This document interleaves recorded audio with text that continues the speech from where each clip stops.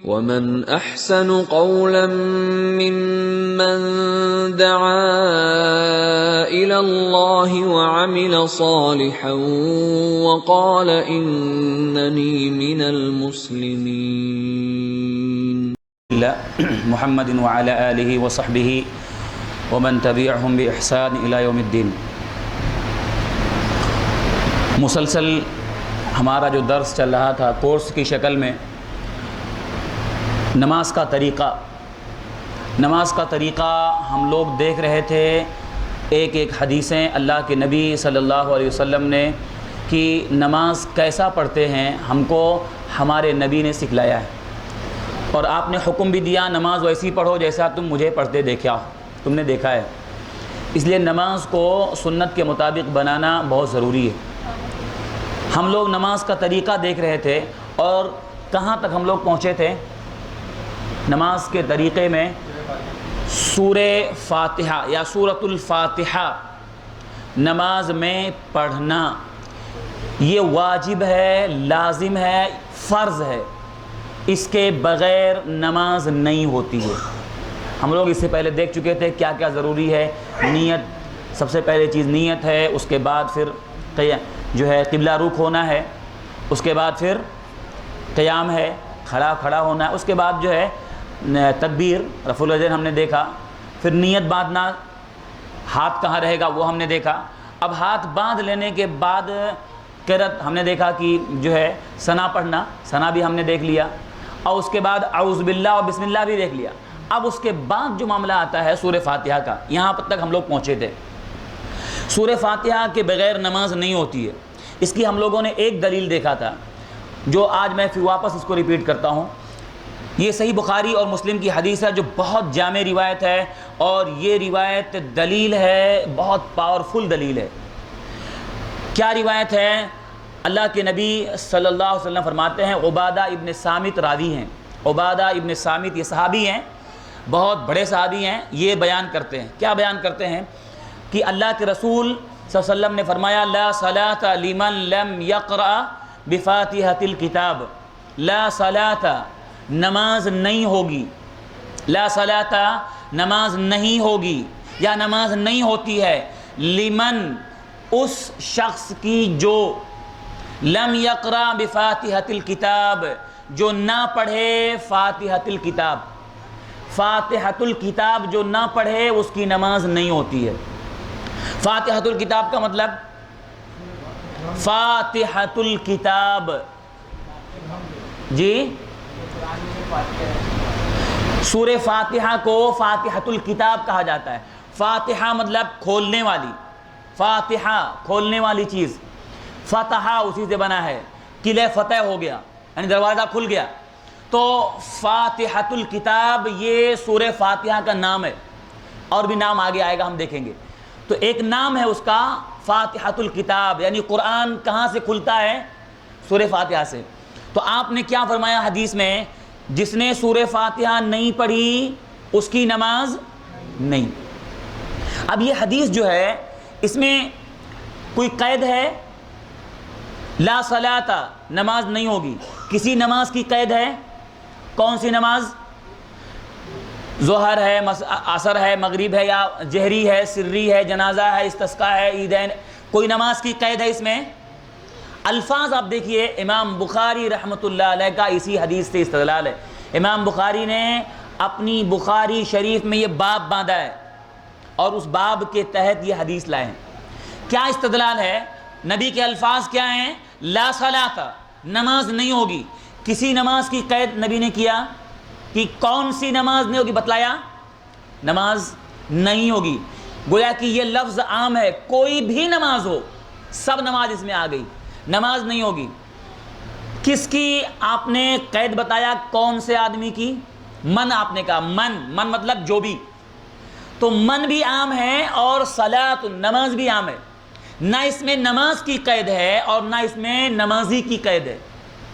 پڑھنے والا کوئی بھی ہو، چاہے وہ امام ہو چاہے مقتدی ہو، نماز کوئی بھی ہو، چاہے وہ فرض ہو نفل ہو، استسقاء کی نماز ہو، عیدین کی نماز ہو، کوئی بھی نماز ہو، جنازہ کی نماز ہو، نہ تو اس حدیث میں نماز کی قید ہے اور نہ پڑھنے والے کی قید ہے.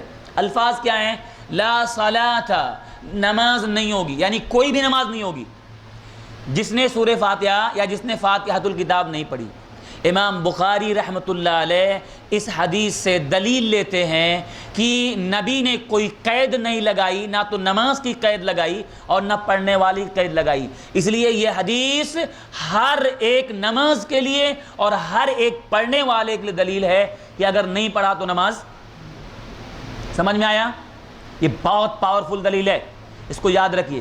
اب ہمارے بہت سارے بھائی بولتے ہیں نہیں یہ تو ایسا ہے کہ جو اکیلے پڑھے گا نا اس کے لیے ہے کہ اگر سورہ فاتحہ نہیں پڑھا تو اس کی نماز نہیں. ہم کیا بولیں گے؟ اس میں کوئی قید ہے؟ اس میں ایکسیپشن ہے؟ تم ایکسیپشن کر رہے ہو کہ یہ صرف منفرد کے لیے ہے، اکیلے والے کے لیے. تم دلیل دو. ہماری دلیل کیا ہے؟ عام ہے. نبی نے ایکسیپشن نہیں کیا، کوئی قید نہیں لگایا، تو دلیل کیا ہے؟ عام ہے. کوئی بھی نماز ہو، پڑھنے والا کوئی بھی ہو، سورہ فاتحہ نہیں پڑھے گا تو نماز نہیں ہوگی. اب کوئی آدمی کہتا نہیں یہ کس کے لیے ہے؟ اکیلے کے لیے. تو دعویٰ اس کا ہے کہ یہ اکیلے والے کے لیے ہے. دلیل تم دو. یہاں کہاں پر اکیلے کے لیے ہے؟ کوئی لفظ ہے یہاں پر کہ اکیلے پڑھ رہا تو نماز نہیں ہوگی؟ تو ہم کس سے پوچھیں گے؟ جو آدمی ایسا بولے کہ نہیں وہ اکیلے والے کے لیے اکیلا پڑھ رہا ہے تو ہم بولیں گے یہاں پر قید نہیں ہے. ایک دلیل یہ ہو گئی. آگے ہم دیکھتے ہیں جو بہت اہم حدیث ہے اور جو سب سے بڑا جھگڑا آج ہے. یہ تو آدمی مان لیتا ہے سورہ فاتحہ بغیر نماز نہیں ہوتی، سورہ فاتحہ کے بغیر نماز نہیں ہوتی، ہم بھی مانتے ہیں. ایسا بتاؤ امام کی قرات ہو رہی ہے، جماعت میں سورہ فاتحہ پڑھنا چاہیے کہ نہیں؟ ہاں، ہماری دلیل کیا ہے؟ چاہے وہ مقتدی ہو، چاہے امام ہو، چاہے وہ نماز کوئی بھی ہو، جماعت سے ہو رہی ہو، چاہے اکیلے پڑھ رہا ہو، کوئی بھی نماز ہو، سورہ فاتحہ کے بغیر نماز نہیں ہوتی ہے. ہر ایک کو پڑھنا لازم ہے، یہ دلیل ہے. لیکن اور کلیئر دیکھتے ہیں ہم، اور زیادہ کلیئر، تاکہ اچھی طرح معلوم ہو کہ جماعت کے ساتھ جہری نماز میں بھی سورہ فاتحہ مقتدی کو پڑھنا ہے. کیا دلیل ہے؟ یہ ابو داؤد کی حدیث ہے اور بہت جامع، اتنی زبردست دلیل ہے یہ کہ اگر آدمی اس کے بعد بھی آنکھ بند کر لے تو اس کا قصور ہے. پھر عبادہ ابن صامت راوی ہیں. وہ جو پہلی حدیث بخاری کی گزری وہ بھی راوی کون تھے؟ عبادہ ابن صامت. یہ بھی حدیث کے راوی کون ہیں؟ عبادہ ابن صامت. کہتے ہیں کننا خلف رسول اللہ صلی اللہ علیہ وسلم فی صلاۃ الفجر، ہم لوگ اللہ کے نبی صلی اللہ علیہ وسلم کے ساتھ آپ کے پیچھے نماز پڑھ رہے تھے. کون سی نماز؟ فی صلاۃ الفجر، فجر میں، فجر کی نماز میں ہم نبی کے پیچھے تھے. فقرأ رسول اللہ صلی اللہ علیہ وسلم، تو اللہ کے رسول صلی اللہ علیہ وسلم نے قرأت شروع کیا، آپ نے پڑھنا شروع کیا. فثقلت علیہ القراءۃ، تو آپ پر قرأت کرنا بھاری پڑ گیا، یعنی بوجھل ہو گیا، دشواری لگنے لگی، آپ پر قرأت کرنا بوجھل ہو گیا. فلما فرغ، تو جب آپ نماز کے بعد فارغ ہوئے، قال، آپ نے پوچھا، قال کہا، لعلکم تقرؤون خلف امامکم، شاید تم امام کے پیچھے کچھ پڑھ رہے تھے، تم لوگ امام کے پیچھے بھی کچھ پڑھ رہے تھے.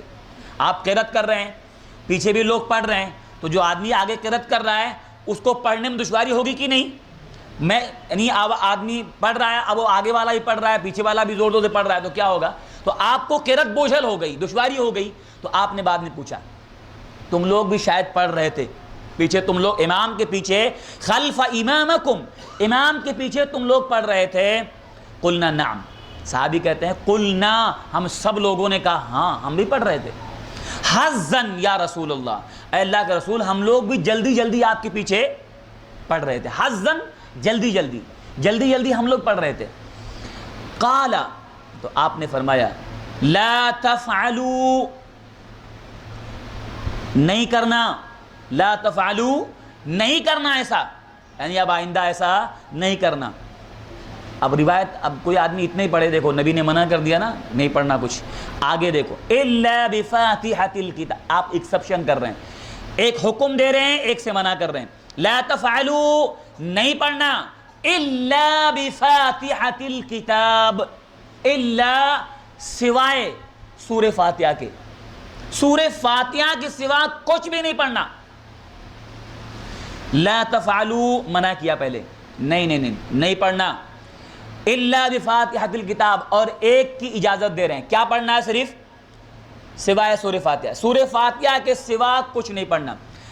فإنہ, کیوں؟ فإنہ لا صلاۃ لمن لم یقرأ بها, کیونکہ اس آدمی کی نماز نہیں ہوتی جو اسے نہ پڑھے, جو سورہ فاتحہ نہ پڑھے اس کی نماز نہیں ہوتی. اب یہ روایت کہاں کی ہے؟ ابو داؤد کی. راوی کون ہے؟ عبادہ ابن صامت, عبادہ ابن صامت راوی ہیں. اب اس میں کون سی نماز تھی وہ؟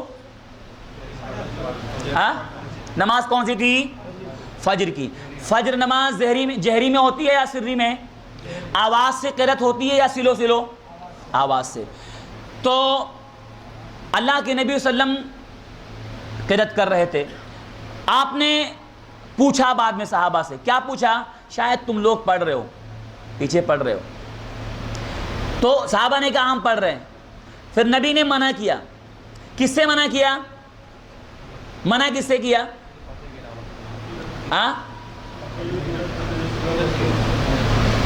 منع کس سے کیا؟ زور سے پڑھنے منع کیا. سورہ فاتحہ کے علاوہ. اور حکم کس کا دیا؟ کوئی آدمی پوچھ سکتا ہے سورہ فاتحہ کے علاوہ منع کیا, کہاں دلیل ہے یہاں پر؟ تو ہم کیا بولیں گے؟ آپ نے پوچھا کیا؟ شاید تم لوگ پڑھتے ہو. اس کے بعد آپ نے منع کیا اور حکم دیا. ایک چیز سے منع کیا, ایک چیز کا حکم دیا. کیا پتا چلا اس حدیث سے؟ کہ صحابہ سورہ فاتحہ کے علاوہ بھی جو امام پڑھتا ہے اس کو بھی آہستہ آہستہ جلدی جلدی پڑھتے تھے, پیچھے پیچھے. مثال کے طور پہ, اور بعض روایتوں میں اس کا تذکرہ آیا ہے, سبح اسم ربک الاعلی, باقاعدہ آیا ہے کہ وہ آپ پڑھ رہے تھے اور پیچھے صحابہ اس کو دہرا رہے تھے. تو صحابہ دہرا رہے تھے تو آپ بھی آگے تلاوت کر رہے ہیں, تھوڑا سا آپ کو دشواری ہو گئی. تو آپ نے پوچھا پڑھتے ہو؟ ہاں ہم بھی پڑھتے ہیں, جلدی جلدی ہم بھی پڑھتے ہیں. آپ نے کہا نہیں کرنا, ایسا نہیں کرنا. منع کیا. منع کس سے کیا؟ سورہ فاتحہ کے علاوہ. کیسے معلوم چلا آپ کو؟ سورہ فاتحہ کے علاوہ معلوم کیا, منع کیا ہے. یہ جو آگے جو جملہ ہے الا بفاتحۃ الکتاب, سوائے سورہ فاتحہ کا, پتہ کیا چلا؟ آگے والا جملہ کلیئر کر رہا ہے کہ صحابہ اس کے علاوہ بھی پڑھتے تھے. سورہ فاتحہ کے علاوہ بھی جو امام پڑھتا ہے اس کو بھی پڑھتے تھے. نبی نے منع کیا اس سے اور ایک کا حکم دیا. کیا روکا؟ کیا حکم دیا؟ پڑھنا کیا ہے؟ سورہ فاتحہ پڑھنا ہے. اچھا, اس میں کیوں سورہ فاتحہ پڑھنا ہے؟ آپ نے الفاظ کیا فرمایا؟ سورہ فاتحہ کیوں پڑھنا ہے؟ آپ کا الفاظ کیا ہے؟ اس کے بغیر جس نے نہیں پڑھا اس کی نماز نہیں ہوگی. اب یہ روایت آپ بتائیے, یہ روایت ایک دم صاف بتا رہی ہے کہ چاہے امام ہو چاہے مقتدی ہو, سورہ فاتحہ پڑھنا اس کے لیے لازم ہے, ضروری ہے اور واجب ہے. یہ روایت ابو داؤد کی ہے. اس روایت میں بعض ہمارے بھائی تھوڑا سا سند پہ کلام کرتے ہیں. سند کا مطلب جو ابھی میں بحث میں نہیں جاؤں گا, لیکن یہ روایت ایک دم صحیح ہے. اس روایت کی سند میں سفیان الثوری ایک راوی ہے, تابعی ہیں. یہ راوی مدلس راوی, مدلس ایک قاعدہ ہے, لیکن آپ اتنا سمجھو یہ روایت کی سند میں ایک راوی ہے سفیان الثوری, جس کی وجہ سے وہ لوگ کیا بولتے ہیں کہ دیکھو یہ راوی مدلس ہے اس لیے روایت ضعیف ہو گئی. لیکن مدلس کا قاعدہ کیا ہے کہ مدلس جو راوی, مدلس کس کو بولتے ہیں پتہ ہے آپ کو؟ اب یہ انشاءاللہ جب حدیث کا کبھی کورس ہوگا تب دیکھیں گے. مدلس کس کو بولتے ہیں؟ ایسا راوی جو اپنے استاذ کا نام لیے بغیر, اس سے سنا نہیں ہے اور اس کا نام ڈال کر کے روایت بیان کرے, اس کو کیا بولتے ہیں؟ مدلس راوی. ملا ہے, ملاقات ثابت ہے, زمانہ ایک ہے, لیکن سنا نہیں ہے لیکن نام اس کا ڈال کے بیان ہو رہا ہے, تو ایسے راوی کو مدلس کہا جاتا ہے, اس کی روایت کو مدلس کہا جاتا ہے. اب سنا نہیں ہے, اس کا نام لے کے بول رہا ہے, تو کیا ہو گیا روایت؟ اب ایسا راوی اگر عن کہہ کے بیان کرے, عن فلاں سے روایت ہے, تو وہ راوی چونکہ ایسا کرتا ہے کہ وہ استاذ کا نام چھوڑ دیا اور روایت ڈائریکٹ بیان کر رہا ہے, تو کیا ہو جاتا ہے؟ وہ روایت مدلس روایت ہوتی ہے, ضعیف ہوتی ہے. لیکن قاعدہ کیا ہے؟ اگر وہ راوی ڈائریکٹ نام لے کے بیان کرے اور یہ کہے حدثنی, مجھ سے انہوں نے بیان کیا حدیث، تو وہ روایت کیا ہو جاتی ہے؟ ایکسیپٹ ہوتی ہے، قبول ہوتی ہے۔ اگر وہ راوی ایسا باقاعدہ بول دے مجھ سے بیان کیا، تو مطلب سنا اس نے۔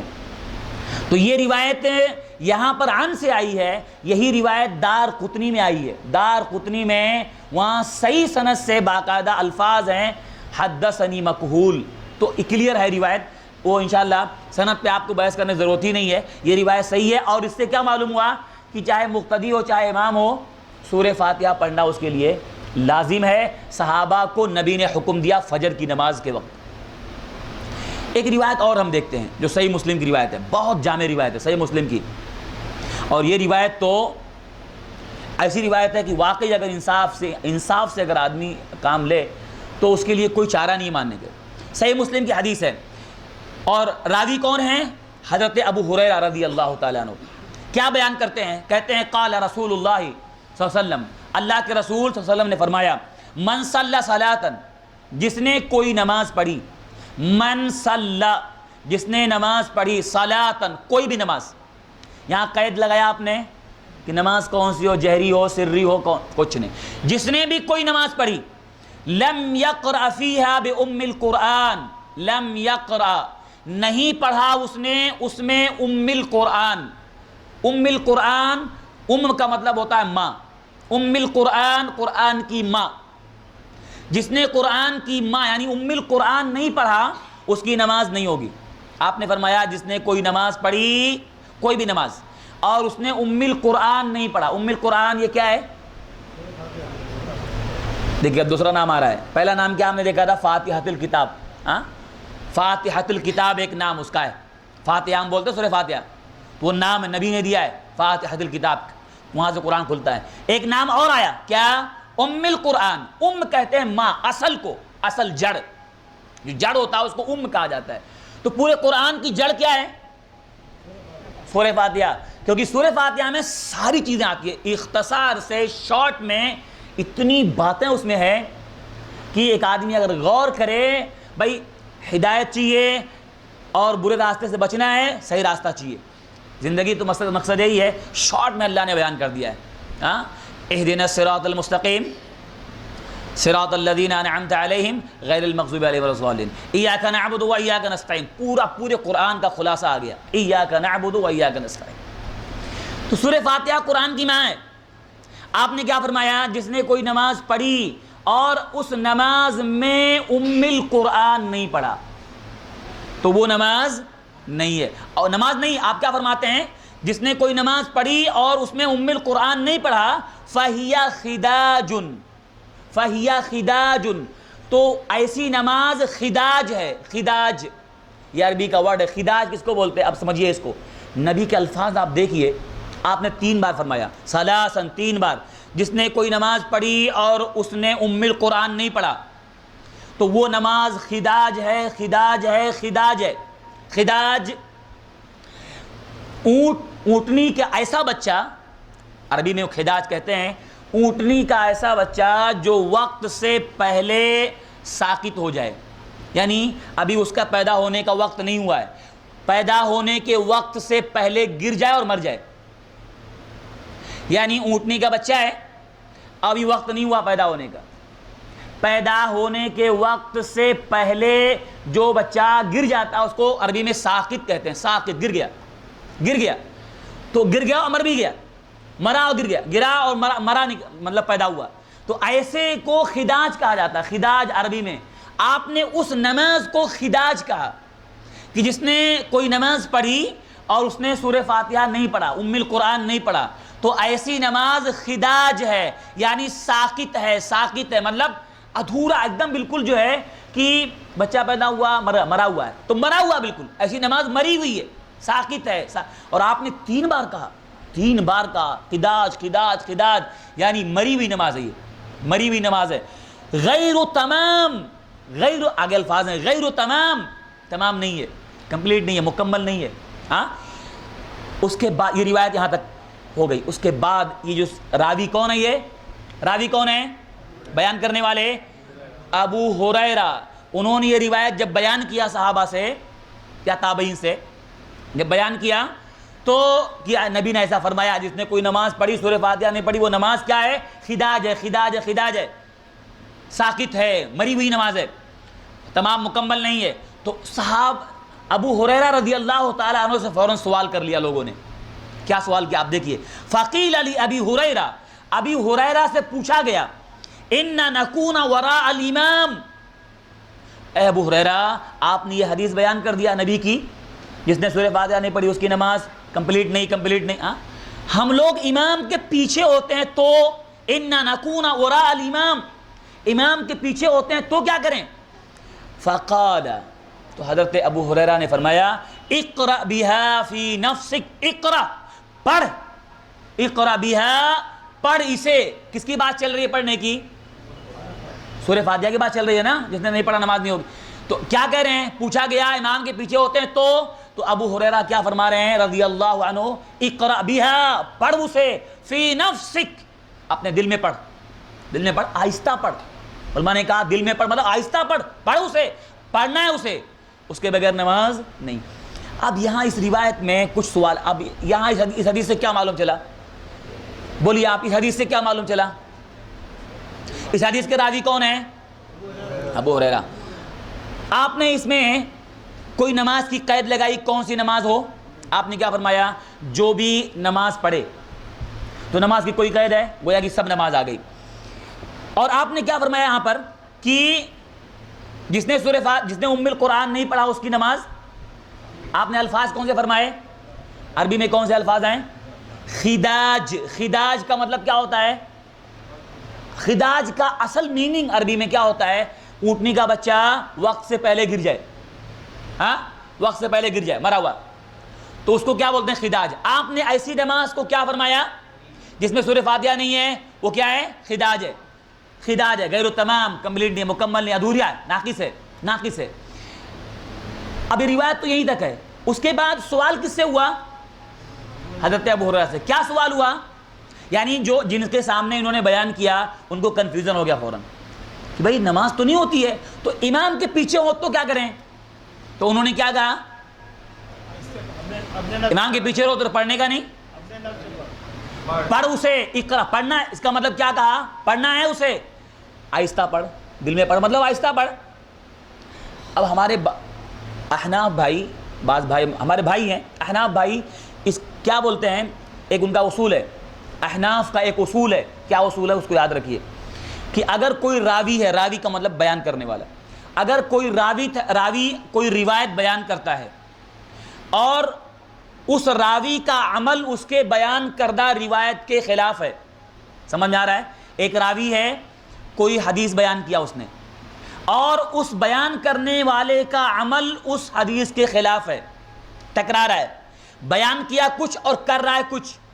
اس نے کوئی حدیث بیان کیا، ایک بات ہو گئی، لیکن جو حدیث بیان کیا ہے اس کا اپنا ذاتی عمل اس سے ٹکرا رہا ہے، تو احناف کا اصول ہے وہ حدیث نہیں لیں گے، اس راوی کا عمل لیں گے۔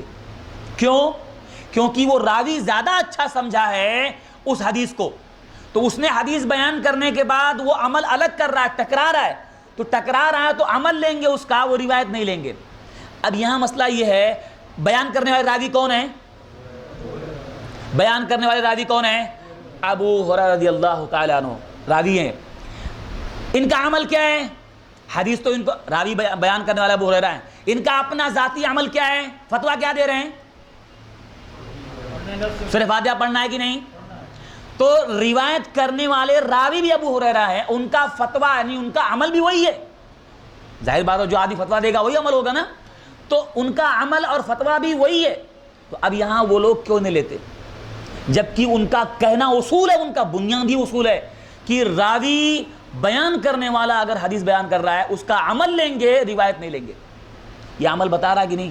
حضرت ابو ہریرہ رضی اللہ تعالیٰ عنہ فتویٰ دے رہے ہیں کہ سورہ فاتحہ پڑھنا پڑے گا، پڑھنا پڑے گا، پڑھ اس کو آہستہ۔ اب یہاں پر یہ احناف جو ہے یہ اصول بھول جاتے ہیں، اپنا اصول بھول جاتے ہیں۔ یہ اصل میں کیا ہوتا ہے نا، ایک قاعدہ عربی کا، بلکہ محدثین کا قاعدہ ہے، من حرم الاصول حرم الاصول، جو آدمی اصول بھول جاتا ہے وہ آدمی منزل تک نہیں پہنچتا ہے۔ تو یہاں پر انہوں نے اصول بنایا، لیکن جہاں اپنے مطلب کی بات ہوتی ہے وہاں اصول چلتا ہے. یہاں اصول کیوں نہیں لیا بھائی بتائیے آپ؟ لیکن ہمارا یہ اصول نہیں ہے، اہل حدیث کا یہ اصول نہیں ہے کہ ایک راوی کی روایت اور اس کا عمل ٹکرائے تو کس کو لیں گے؟ عمل لیں گے. عمل کس کی دلیل میں ہمارے لیے دلیل ہے؟ کس کے عمل میں دلیل ہے ہمارے لیے؟ کس کے عمل میں دلیل ہے؟ نبی کریم صلی اللہ علیہ وسلم کے عمل میں دلیل ہے. ہمارے یہاں یہ اصول نہیں ہے. پہلے ہمارے یہاں اصول ہے کہ اگر روایت اور عمل ٹکرا رہا ہے تو پہلے ہم جمع کرتے ہیں کہ دونوں پہ عمل ممکن ہو جائے. اگر جمع کرنا ممکن نہیں ہے تو اللہ نے کیا فرمایا؟ فردوہ الی اللہ والرسول، لوٹاؤ کدھر؟ اللہ کی طرف اور رسول کی طرف. ہمارا یہ قاعدہ ہے، اگر اللہ کے نبی صلی اللہ علیہ وسلم کا عمل کوئی ہے، آپ کا حکم ہے یا آپ کا عمل ہے، اور صحابی کا کوئی عمل اس سے ٹکرا رہا ہے، تو پہلے ہم کیا کرتے ہیں؟ اس کو جمع کرتے ہیں. جمع کرنے کا مطلب کہ ایسا کہ دونوں پر عمل ممکن ہو، دونوں پر عمل ممکن ہو جائے. ایسا اگر نہیں ہے، جمع کرنے کی صورت نہیں ہے، تو دلیل کون سے بنتی ہے؟ اللہ کے نبی صلی اللہ علیہ وسلم کا عمل دلیل بنتا ہے. یہ اہل حدیث کا اصول ہے کہ اگر ٹکرائے تو پہلے جمع کرتے ہیں، فوراً چھوڑ نہیں دیتے ہیں، جمع کرتے ہیں. نہیں جمع ممکن ہے تو کیا کرتے ہیں؟ دلیل کس کو لیتے ہیں؟ اللہ کے نبی صلی اللہ علیہ وسلم. اب مثال دیتا ہوں آپ کو. حج کے موقع پر حج کون سا کرتے ہیں؟ حج کی 3 قسم ہے، حج تمتع، حج قران، حج افراد. کون سا حج ہم کرتے ہیں؟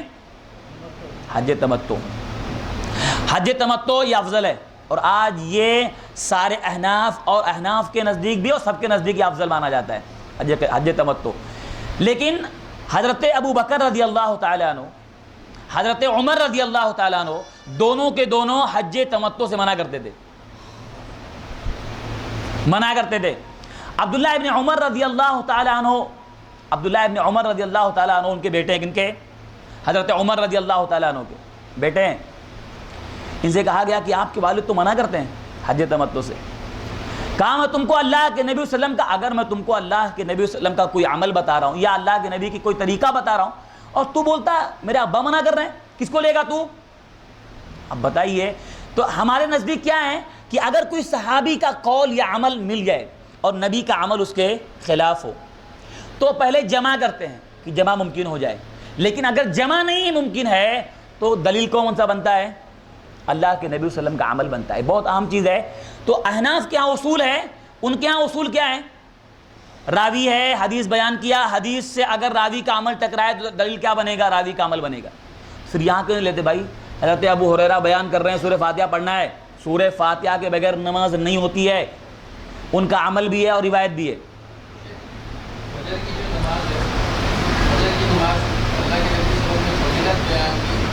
اور آپ کا عمل یونیورسٹی کے ساتھ بھی یہ تھا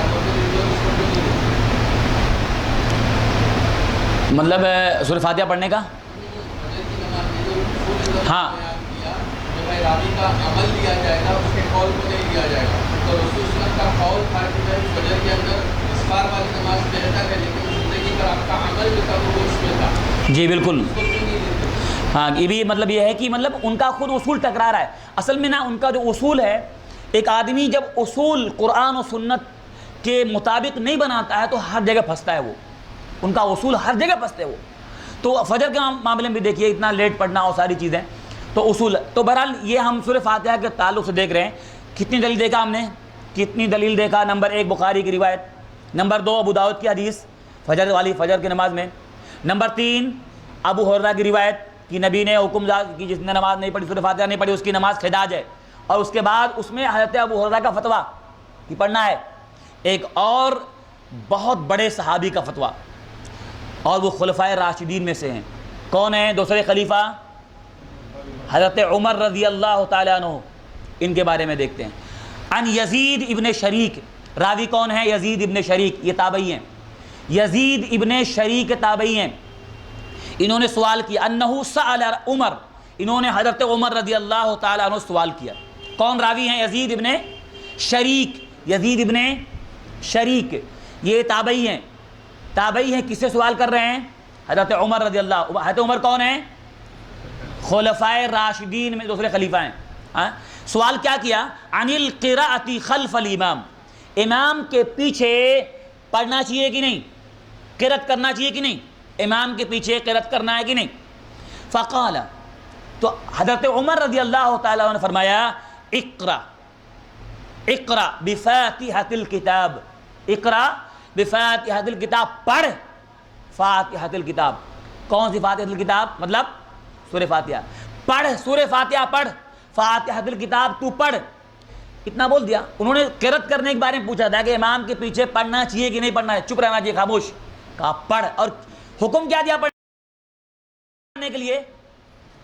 سورہ فاتحہ پڑھ۔ اس کے بعد راوی کہتے ہیں، جو یزید ابن شریک کہتے ہیں قل، تو میں نے پوچھا، دیکھیے کلیئر، کتنا کلیئر روایت ہے، کہتے ہیں میں نے انہوں نے کہا پڑھ امام کے پیچھے سورہ فاتحہ پڑھ، کہتے ہیں میں نے پوچھا وَإِن كُنْتَ أَنْتَ، اگر آپ بھی ہو تو، یعنی اگر آپ بھی پڑھا رہے ہو، آپ کھڑے ہو آگے، آپ ہو تب بھی پڑھنا ہے؟ قال وَإِن كُنْتُ أَنَا، اگر میں ہی خود ہوں تب بھی پڑھ، تب بھی پڑھ۔ اس کے بعد اور کلیئر کیا تابعی نے، کہتے ہیں قل، تو پھر میں نے پوچھا وَإِن جَهَرْتَ، وَإِن جَهَرْتَ، اگر آپ جہری قرأت کر رہے ہو تب بھی، آپ آواز سے قرأت کر رہے ہو، آپ امام ہو تب پڑھوں؟ کہاں پڑھ، میں امام ہوں تب بھی پڑھ، پیچھے تو ہے نا، میں امام ہوں تب بھی پڑھ۔ کہا اگر آپ جہری آواز سے قرأت کرو تب بھی؟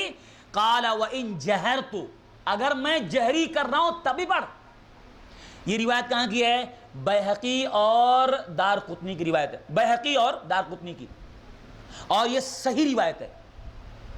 اب آپ بتائیے، اتنی واضح لوگ کیا بولتے ہیں؟ اہل حدیث خلفائے راشدین کو نہیں مانتے، اس صحابہ کو نہیں مانتے، ایک جھوٹا الزام ہے یہاں۔ کیا آپ بتائیے، ایک حضرت عمر رضی اللہ تعالیٰ کون ہے؟ خلفائے راشدین میں سے ہے کہ نہیں؟ خلفائے راشدین ہیں، خلفائے راشدین میں سے ہیں، اور کیا کہہ رہے ہیں؟ سورہ فاتحہ پڑھنا ہے۔ آپ بتائیے، اتنا واضح دلیل، اتنا کلیئر، اور یہ حدیث اوپر والی حدیث سے میچ کر رہی ہے، جو اوپر ہم نے حدیث دیکھا تھا ابو داؤد کی روایت۔ آپ نے حکم دیا ایک چیز پڑھنے کا اور ایک چیز سے منع کیا، سورہ فاتحہ کے علاوہ منع کیا، سورہ فاتحہ پڑھنے کا حکم دیا۔ یہاں حضرت عمر رضی اللہ تعالیٰ عنہ کیا بول رہے ہیں؟ پڑھ۔ وہاں بھی نبی نے کیا فرمایا تھا؟ سورہ فاتحہ پڑھنا ہے، اور منع کس سے کیا تھا؟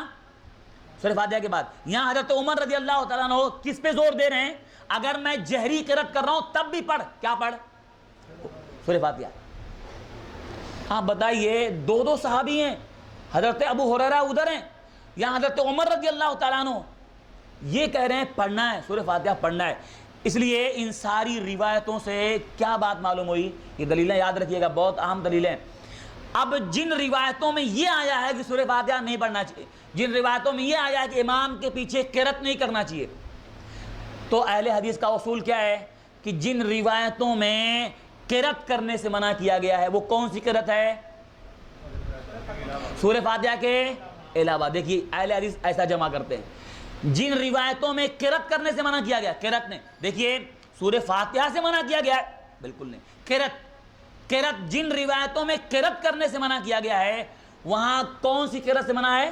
سورہ فاتحہ کے علاوہ۔ کیوں؟ کیونکہ نبی نے کلیئر کیا کہ منع کس سے کیا تھا؟ سورہ فاتحہ کے علاوہ، اور حکم کس کا دیا؟ سورہ فاتحہ کا۔ اس لیے جمع ایسے ہوتا ہے کہ منع بھی ہے اور پڑھنا بھی ہے۔ پڑھنا سورہ فاتحہ ہے، سورہ فاتحہ کے علاوہ اور قرأت کرنا منع ہے امام کے پیچھے جہری نماز میں۔ یہ سورہ فاتحہ امام صاحب جب پڑھا رہے ہیں تو ان کو سننے کے بعد، ختم ہونے کے بعد ان کو پڑھنا آ رہا ہے۔ اس میں ایک شبہ یہ ہوتا ہے کہ سورہ فاتحہ کب پڑھیں، سورہ فاتحہ کب پڑھے آدمی، یہ بہت عام سوال ہے، اور بعض لوگ کنفیوز رہتے ہیں اس میں کہ امام کے پیچھے۔ دیکھیے سورہ فاتحہ پڑھنے کی جگہ تو قیام ہے، کھڑے ہونے کی حالت نہیں پڑھنا، ایک چیز قیام میں پڑھنا ہے۔ اب پڑھنا کب ہے؟ پہلے پڑھنا ہے، امام سے پہلے پڑھنا ہے، یا امام کے ساتھ ساتھ پڑھنا ہے، یا امام کے بعد پڑھنا ہے، یا بیچ میں پڑھنا ہے، یا ساتھ ساتھ پڑھنا ہے، کیسے پڑھنا ہے؟ جو روایت ہم نے ابو داؤد کی دیکھی، جس میں اللہ کے نبی نے سوال کیا فجر کی نماز میں، سوال کیا کیا؟ تم لوگ پڑھتے ہو؟ تو کہا ہاں پڑھتے ہیں پیچھے پیچھے آپ کے۔ تو آپ نے کہا نہیں پڑھنا سوائے سورہ فاتحہ کے، تو وہاں آپ نے سورہ فاتحہ پڑھنے کا حکم دیا، لیکن آپ نے وہاں یہ نہیں بتایا کہ کب پڑھنا ہے، پہلے پڑھ لینا ہے کہ پیچھے پیچھے پڑھنا ہے۔ کہ علماء نے اس حدیث سے دلیل لیا ہے کہ نبی نے جب صحابہ سے سوال کیا اور اس کے بعد ان کو پڑھنے کا حکم دیا، تو تو وہاں پر آپ نے جگہ نہیں بتائی یا وقت نہیں بتایا کب پڑھنا ہے. اس لیے سارے علماء کا فتویٰ یہ کہ اس حدیث میں دلیل ہے کہ سورہ فاتحہ قیام کی حالت میں مقتدی کبھی بھی پڑھ سکتا ہے, یا تو اس کے ساتھ ساتھ پڑھ سکتا ہے پیچھے پیچھے, یا تو امام قرأت کر لیا اس کے بعد بھی پڑھ سکتا ہے, یا تو امام ابھی قرأت شروع نہیں کیا ہے اس سے پہلے ہی پڑھ لیا. کوئی اس میں اس کے لیے پابندی نہیں ہے. قیام کی حالت میں امام کے ساتھ اگر آدمی ملا ہے تو اس کو اختیار ہے یا تو پیچھے پیچھے پڑھتا چلا جائے, اور اگر قرأت شروع نہیں ہوا تو اس سے پہلے ہی پڑھ سکتا ہے, یا امام ولا الضالین بول دیا اس کے بعد ہی پڑھ سکتا ہے. کیونکہ ہم کو نبی نے پڑھنے کا طریقہ نہیں بتایا کہ سورہ فاتحہ امام کے کب پڑھنا ہے, پہلے بعد میں پیچھے. اس لیے علماء نے اس ابو داؤد کی روایت سے دلیل لیا ہے کہ آپ نے صحابہ نے جب پوچھا تو آپ نے کہا سورہ فاتحہ پڑھو اور بقیہ نہ پڑھو, تو آپ نے پڑھنے کا حکم دیا, وقت نہیں بتایا. تو اس لیے سورہ فاتحہ آدمی کبھی بھی پڑھ سکتا ہے. مولانا اگر سورہ فاتحہ ہم ختم ہونے کے بعد پڑھتے ہیں جی تو امام تو سورہ شروع کر دیتا ہے اور ہم سورہ فاتحہ پڑھتے ہیں, کوئی مسئلہ نہیں ہے, کوئی مسئلہ نہیں کہ سورہ فاتحہ پڑھنے کے وقت تعلق سے اللہ کے نبی صلی اللہ علیہ وسلم نے ہم کو بتایا نہیں کب پڑھنا. تو ایک آدمی پیچھے پیچھے پڑھ سکتا ہے, امام نے الحمدللہ رب العالمین کہا آپ بھی پیچھے پڑھیے الحمدللہ. مثال کے طور پہ اب ایک آدمی, آپ جو سوال کر رہے ہو, ایک آدمی اگر ابھی آیا, امام سورہ فاتحہ پڑھ چکا ہے پوری, اب سورہ فاتحہ پڑھ چکا ہے, دوسری سورہ شروع کر دیا ہے, تو اب وہ آنے والا کیا کرے گا, پڑھے گا. اسی لیے موقع یہ جو ہے سورہ فاتحہ پڑھنے کے تعلق سے پڑھنا ہم کو قیام میں ہے, ہم کو قیام ملا, ہم کو پڑھنا ہے. ہم کو جو ہے اس میں جو ہے یہ نہیں کہ امام کے بعد پڑھنا ہے پیچھے پڑھنا ہے, کبھی پڑھ سکتا ہے, اس کو موقع اختیار ہے. سمجھ میں آیا؟ کوئی اس میں کنفیوژن ہے؟ جی جب ہم امام کے پیچھے پڑھ رہے ہیں جی بھی حرکت ارکان ہم امام کے پیچھے کرتے ہیں, ہاں امام پہلے کرتا ہے پھر ہم کر رہے ہیں. سورہ فاتحہ تو ہم پہلے پڑھ رہے ہیں, امام سے پہلے پڑھ رہے ہیں, تو صحیح رہے گا. وہ حرکات سے منع کیا گیا ہے. حرکات جو ہے وہاں جو حدیث میں ہے, امام جب آمین بولے, جو امام اللہ اکبر کرے تو ہم اللہ اکبر کو, حرکات جتنے امام کے بات کرنا ہے. لیکن پڑھنے کے سورہ فاتحہ کے پڑھنے کے تعلق سے نبی نے یہاں نہیں بتایا کہ اس کے پیچھے پڑھنا ہے. سمجھ میں آ رہا ہے؟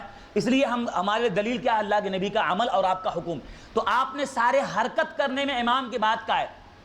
آپ نے جو حدیث آئے گی وہ بعد آگے چل کے آئے گی کہ آپ نے فرمایا کہ امام کے آگے مت بڑھو, نہ تو اس کے آگے کلیئر ہے, نہ تو رکوع کرنے میں, نہ تو قیام کرنے میں, نہ تو جو ہے اللہ اکبر بولنے میں, نہ تو سلام پھیرنے میں, امام سے آگے نہیں. تو وہ آگے روایت آئے گی. تو ہم کو حرکت جو ہے امام سے آگے کبھی نہیں کرنا چاہیے, ہاں کوئی چیز میں جہاں ہم کو حکم.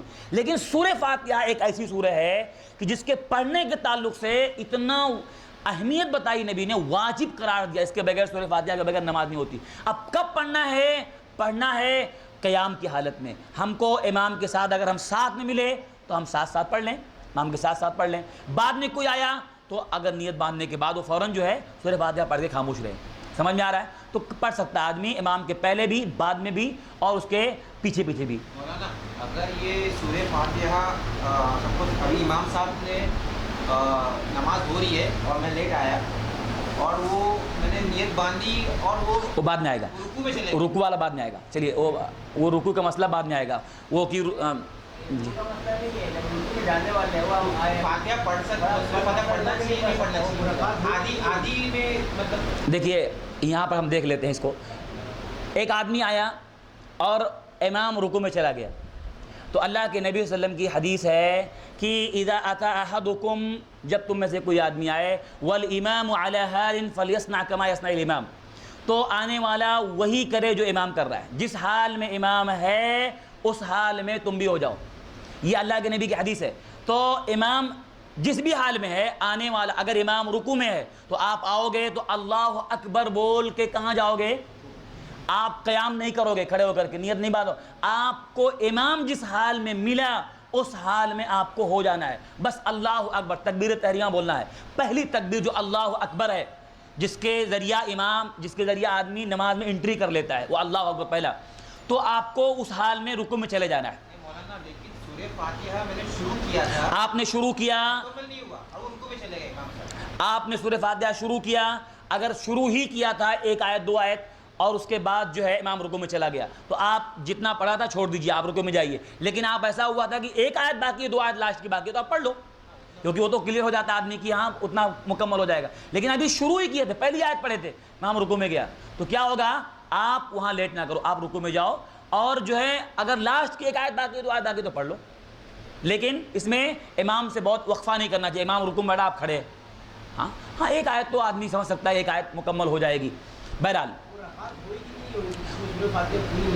وہ آئے گا اصل میں. لیکن دیکھیے سورہ فاتحہ اگر نہیں ملا, سورہ فاتحہ آدمی نہیں پڑھ پایا اور رکوع اس کو ملا, تو رکوع ملنے سے رکعت ہوتی ہے کہ نہیں ہوتی ہے, یہ آگے بھی آئے گا. لیکن چلو ٹھیک ہے, آپ نے پوچھا تو بتا دیتا ہوں اس کو.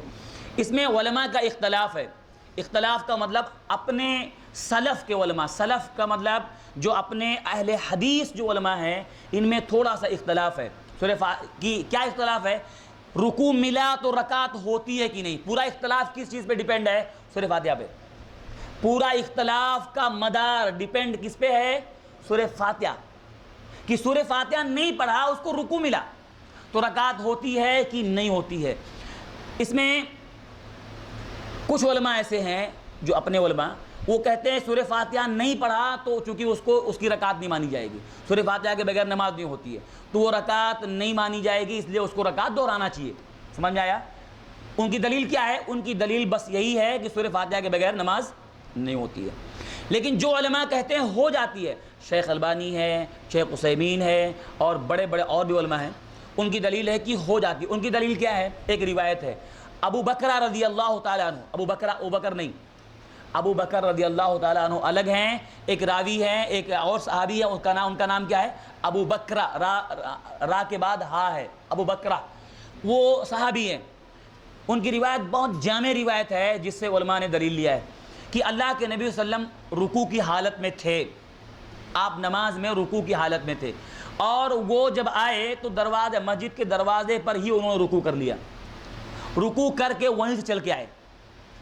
آپ رکوع کی حالت میں تھے اور وہ دور سے ہی وہیں سے رکوع کر کے, جھک کر کے رکوع کر کے, اور وہیں سے چل کے آئے جلدی جلدی. اس کے بعد جب نماز سلام پھیرنے کے بعد, نماز کے بعد اللہ کے نبی نے پوچھا ایسا کس نے کیا, یعنی وہ صحابی دوڑ کے آئے تھے, اصل میں دوڑ کے آئے اور وہیں پھٹاک سے رکوع کی حالت میں آئے. تو آپ نے کہا ایسا کس نے کیا, ایسا کس نے کیا؟ انہوں نے کہا میں نے. تو اللہ کے نبی نے ایک دعا دیا, زاد اللہ حرصک, اللہ تیری لالچ کو اور بڑھائے. نماز کی اتنی حرص ہے, اللہ تیرے حرص کو اور زیادہ کرے, آئندہ ایسا نہیں کرنا. اب یہ روایت جو ہے آئندہ ایسا نہیں کرنا کس سے منع کیا؟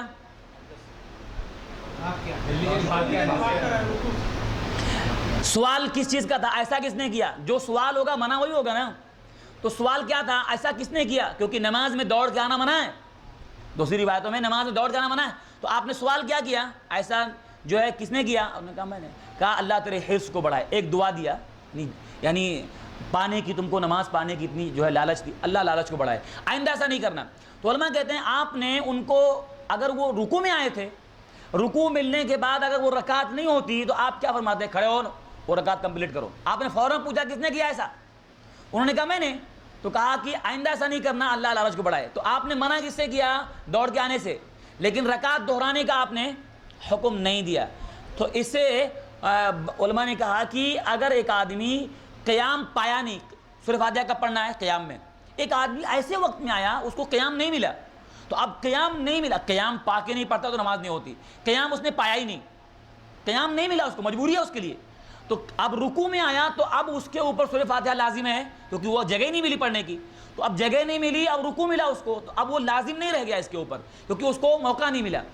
تو اب رکوع ملنے سے رکعت ہوتی ہے, یہ جو ہے کچھ علماء کہتے ہیں, شیخ البانی وغیرہ. اور اس کے علاوہ ایک دلیل اور ہے ابو داؤد کی روایت میں, کہ آپ نے فرمایا کہ جب تم کو سجدہ ملے تو اس کو تم شمار مت کرو, جب سجدہ ملے تو شمار مت کرو. اب ہم کو حدیث میں ہے تو حکم کیا گیا ہے کہ آدمی جب آئے تو امام جس بھی حال میں اس میں ہو جائے. اب مان لیجئے امام سجدے میں ہے, آدمی آیا سجدے میں چلا گیا, تو آپ نے کہا سجدہ ملے تو سجدے کو شمار مت کرو. کیا شمار مت, کاؤنٹ مت کرو, سجدہ کاؤنٹ مت کرو کہ رکعت کاؤنٹ مت کرو. علماء نے کہا یہ دلیل ہے, بہت اہم چیز ہے, کہ یہاں پر آپ نے کہا کہ سجدہ ملے، اس کو سجدے میں جانا ہے، اب جتنا اس سجدے میں اس نے پڑھا، دعائیں پڑھی، اس کو ثواب ملے گا نہیں ملے گا؟ ثواب ملے گا، لیکن کاؤنٹ نہ کرو. کیا نہیں کاؤنٹ کرو؟ علماء نے کہا یہاں پر آپ نے رکعت کے بارے میں نہیں کہا لیکن سجدے کے بارے میں کہا، تو گویا کہ رکوع کے بارے میں آپ نے نہیں کہا، تو سجدے کے بارے میں کہا. تو سجدہ ملنے سے رکعت نہیں ہوتی ہے لیکن رکوع ملنے سے رکعت ہو جاتی ہے، یہ علماء کا فتویٰ ہے. تو ایسا جہاں بھی دیکھیے، ایسا جہاں بھی آپ کو علماء میں دونوں اپنے علماء دونوں کے پاس صحیح دلیلیں ہوں اور دونوں کا قول الگ الگ ہو، تو وہاں پر آدمی کو اختیار ہوتا ہے. اگر کوئی آدمی دوہرا لیتا ہے تب بھی کوئی اس کے اوپر حرج نہیں ہے، لیکن اگر نہیں دہراتا ہے اس کی نماز ہو جائے گی، اس کی رکعت مانی جائے گی. سمجھ میں آیا؟ کیونکہ وہ بھی دلیل پہ عمل کر رہا ہے اور صحیح دلیل ہے. تو یہ اس میں کنفیوژن کی بات نہیں ہے. کبھی کبھی ایسا ہوتا ہے کہ ایک صحیح بات، صحیح چیز دونوں کے پاس ہے اور دونوں کے رائے الگ ہے لیکن صحیح ہے، تو اس میں آدمی کر سکتا ہے عمل. کوئی کنفیوژن ہے اس میں؟ اگر رکعت مان لیتا ہے تو ہو جاتی ہے. کئی بار ایسا ہوتا ہے جو امام ہوتا ہے، میں ساتویں نماز شروع کی تو امام تھوڑا فاسٹ پڑھتے ہیں، خاص کر کے تیسری اور چوتھی رکعت میں ہوتا ہے کہ وہ اٹھتے ہیں اور ان کی سورہ فاتحہ ختم ہو کے رکوع میں چلے جاتے ہیں اور ان کی آدھی بھی نہیں. چھوڑ دو، جتنا ہوا آپ کا اتنا چھوڑ دو، کوئی مسئلہ نہیں ہے. عبداللہ ابن مسعود کی آیت ایک روایت، ہاں اس میں یہ بھی ہے، عبداللہ ابن مسعود رضی اللہ تعالیٰ عنہ کا بھی ایک عمل ہے کہ وہ جو ہے نماز میں آئے اور نماز میں آنے کے بعد ان کی جو ہے، ان کو ایک آدمی ان کے بازو میں پڑھ رہا تھا نماز اور ان کو رکوع ملا تھا. تو رکوع ملا تھا تو ان کے بازو والے کا جو رکوع اس کو ملا تھا، ان کو ہی ملا تھا. تو وہ بعد میں کھڑا ہونے لگا تو عبداللہ ابن مسعود نے بیٹھا دیا اس کو، بیٹھا دیا، کہا نماز ہو گئی، رکعت ہو گئی. تو یہ بھی روایت علماء نے دلیل دیا ہے بہت اہم کہ عبداللہ ابن مسعود نے اپنے ساتھ نماز پڑھنے والے کو جب وہ رکوع جس کو ملا تھا وہ کھڑا ہونے لگا اس کو بیٹھا دیا، کہا تری ہو گئی. تو اس سے معلوم ہوتا ہے کہ سورہ فاتحہ لازم ہے لیکن اس کی جگہ کیا ہے؟ قیام. قیام ملا، سورہ فاتحہ نہیں پڑھے گا نماز.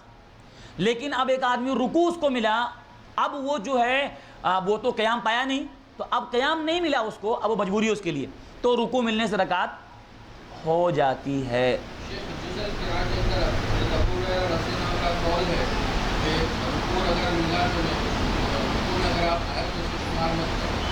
سجدہ ہے نہیں، رکوع والی بات نہیں ہے.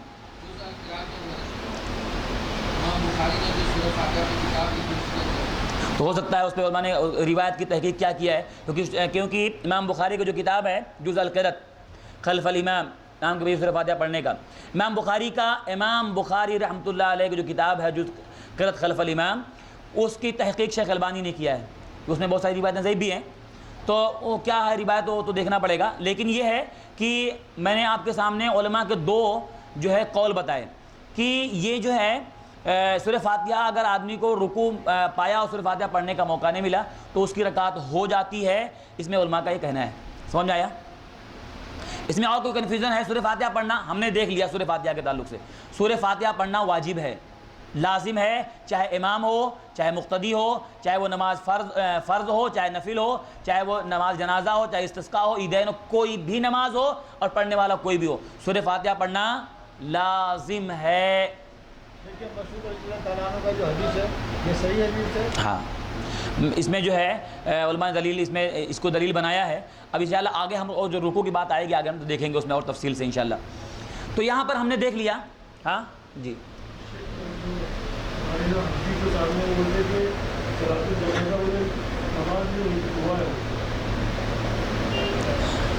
نماز نہیں ہے تو نماز نہ ہونے کی دلیل کیا ان کے پاس ہے؟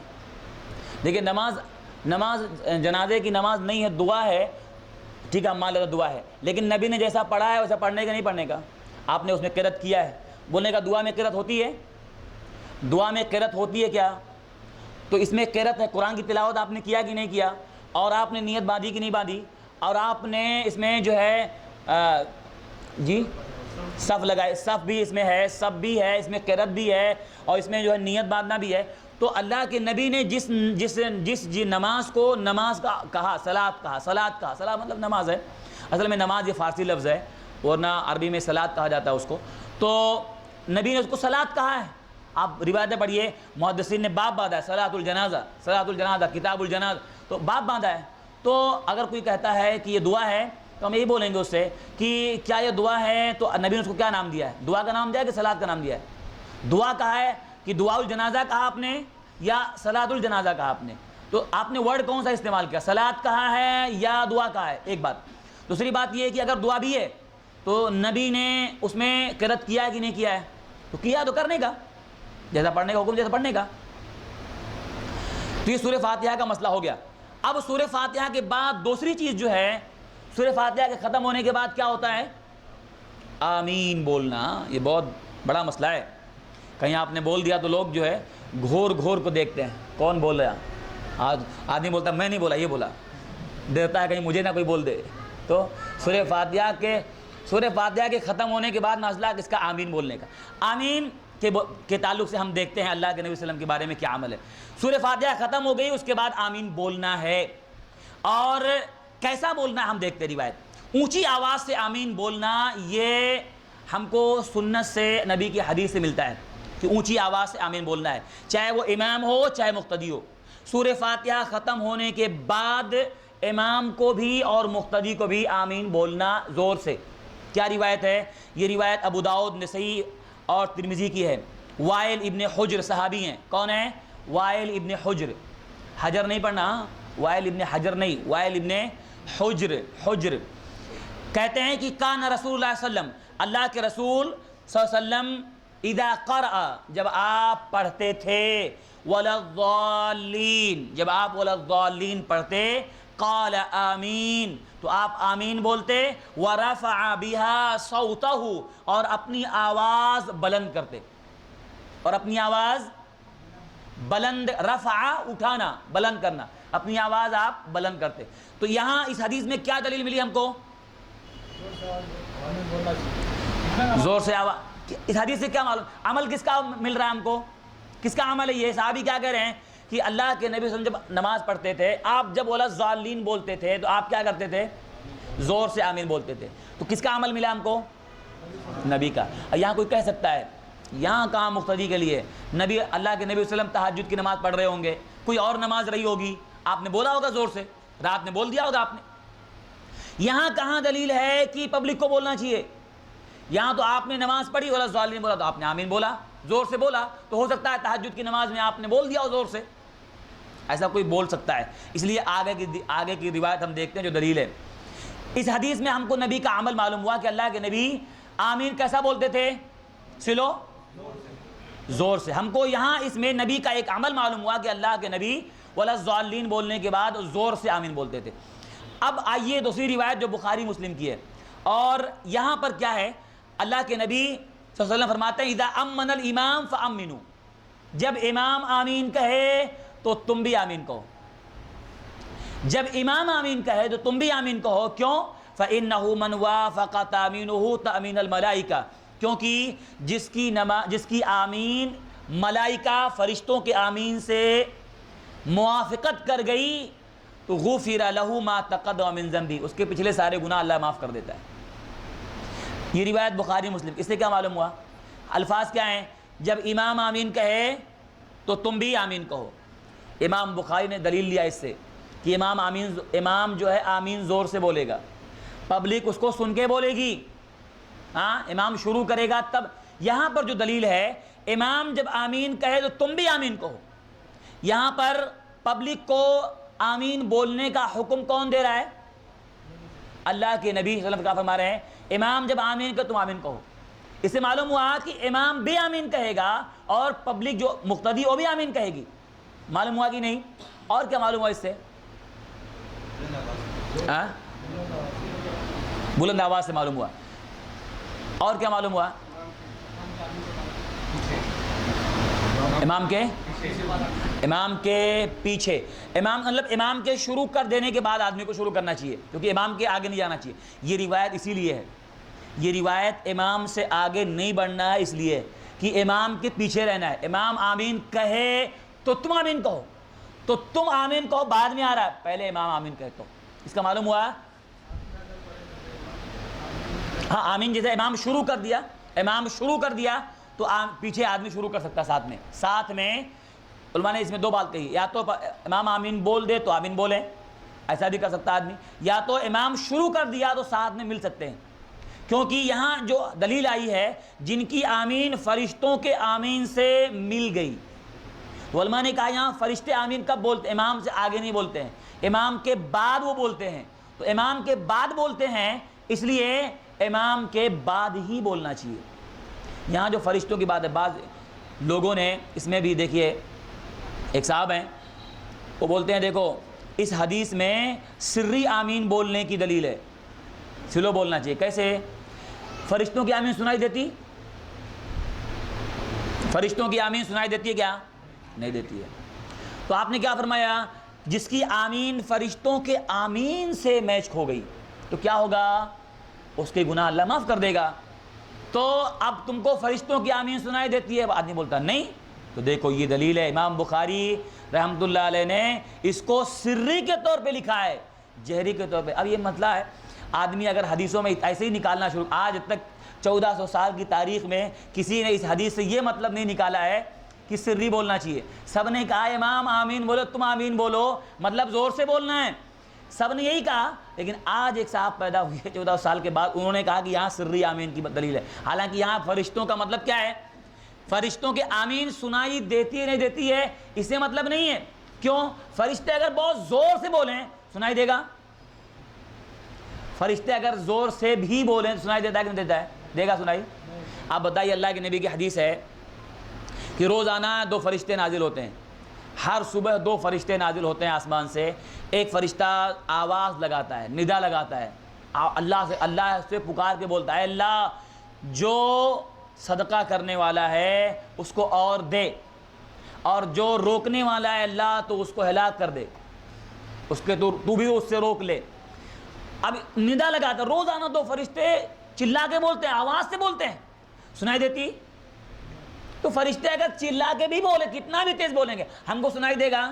تو یہاں پر فرشتوں کا سنائی دینا نہیں سنائی دینا یہ دلیل نہیں ہے کہ ان کی نہیں سنائی دیتی تو ہم کو بھی سلو بولنا چاہیے. یہاں پر دلیل یہ ہے امام جب آمین بولے تو تم بھی آمین بولو. مطلب امام آمین بول دے یا اس کو بولنے کے بعد شروع کرنا چاہیے، کیونکہ فرشتے بھی امام سے آگے نہیں بڑھتے. یہاں یہ دلیل ہے. آدمی اگر حدیثوں میں ایسے اپنے مطلب سمجھنا شروع کر دے تو یہ اس میں کیا معلوم ہوا کہ امام کو اور مقتدی دونوں کو آمین کیسا بولنا چاہیے؟ ہاں مسئلہ ہے، اگر امام بھی زور سے نہ بولے تو آگے دلیل ہے.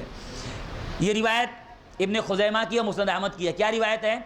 اذا قال الامام غیر المغضوب ولا الضالین، جب امام غیر المغضوب ولا الضالین بولے فقولوا آمین، تو تم بھی آمین کہو، تو تم آمین کہو. اور اس کے بعد بھی وہی روایت ہے فإن الملائکہ تقول، کیونکہ فرشتے بھی کہتے ہیں والامام یقول آمین، کہ فرشتے بھی آمین بولتے ہیں. تو جب امام ولا الضالین بول دے تو تم آمین بولو. اب اگر امام کہیں پر آمین بولتا ہی نہیں ہے تو کیا کرنا چاہیے؟ ہم کو آمین بولنا چاہیے کہ نہیں بولنا چاہیے؟ کیونکہ یہ روایت دلیل ہے. یہ روایت مسند احمد ابن خزیمہ کی ہے کہ امام جب ولا الضالین بولے تو تم آمین بولو. اب اگر وہ امام بولنے والا ہے تو پیچھے بولیں، ہم کو معلوم ہے بولتا ہی نہیں ہے، سنائی دیتا ہی نہیں ہے، تو ہم کو اس کے ولا الضالین بولنے کے بعد آمین بولنا چاہیے.